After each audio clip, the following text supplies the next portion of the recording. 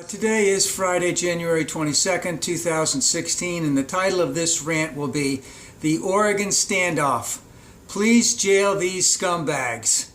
So the standoff at the Malheur, I believe, National Wildlife Refuge in eastern Oregon has now gone on a full 3 weeks. And the anarchists, whatever you want to call them, who are residing there, continue to do things unabated, and the question is how much longer should this go on?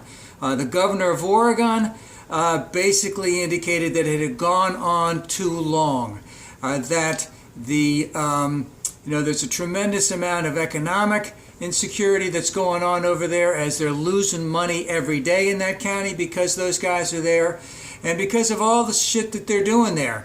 I mean, they're defacing the land, they're cutting down fencing, they're to allow grazing on federal lands. Some of those lands have ancient artifacts. They're plowing new roads. They're just doing whatever the hell they want to do. They're using government computers, and are they using these computers? Are they taking information from that? Are they taking names and addresses of employees there, or possible environmentalists that know things that are going on there? Are they passing these on to their buddies? Do their buddies know this stuff so that there could be retaliation if the feds go in and go get them? Are they still fundraising off all this stuff because they're there? They've disturbed ancient artifacts, and they're running around armed. They're going into town armed. They're not being stopped. They're not being questioned. They're having lunch there. They're getting food there. People are coming in and out, different, let's say, friends of a friend that's there. There isn't, is there a hierarchy there? Is there someone really in charge? If someone comes, one of a friend come that's armed, and they don't get along with the other people there, could there be some problems there? They've already called 911, and the sheriff said, we're not coming out to help you. So they've already had some internal disagreements. How much before they start blowing themselves up? Of course, some people would think that would be a good thing. But the thing is, when is it going to end? The governor of Oregon wants it to end right away, sooner rather than later.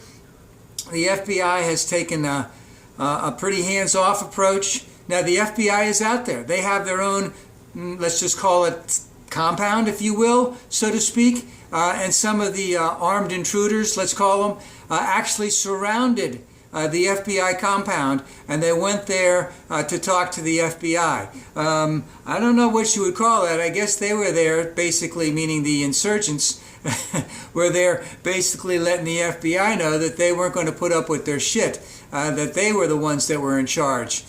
But from a standpoint, I don't see the FBI giving them any breaks whatsoever. And which, at the same time, if the FBI is telling them, we don't care what you do, get the hell out of there, and we'll deal with you later, or whatever they're saying to them, but they're going to get charged with every single thing, and they're not going to get away. And they will pick the time and place that is right to apprehend these people.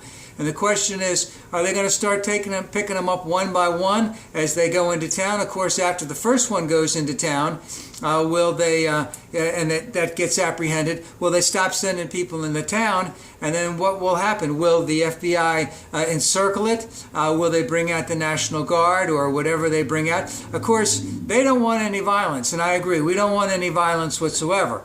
But if the FBI is saying, we're not going to drop any charges whether you stay or whether you go, every charge is going to stay, that doesn't give them any reason to leave. It's not a good situation. I think the FBI is handling it correctly. Obviously, they have experience with it not being handled correctly. And you have a group of white, mostly white, I guess there have been a few blacks there, white men that were heavily armed who really don't have all their faculties together, sort of thinking that they can get away with all this. And the last thing on that is that, as I mentioned, they're talking to all their buddies around the country. They're fundraising all of this off of all this stuff. They may be passing along pertinent information about people who either work at the wildlife refuge, who have attended the wildlife refuge. We don't really know what that is. There's probably some back channel things going on.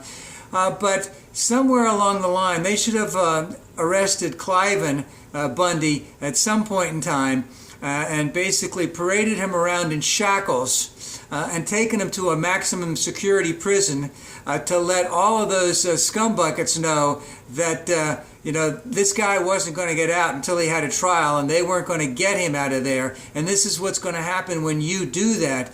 I think that the unfortunate experience with that has beholden them and given them a reason to think that they actually can get away with it. And of course, this is a first trial. If they get away with anything in this standoff, let's say, they're going to use it to try and do something else. And again, we don't want any violence whatsoever, but let's find a way to end this thing, and let's end it soon.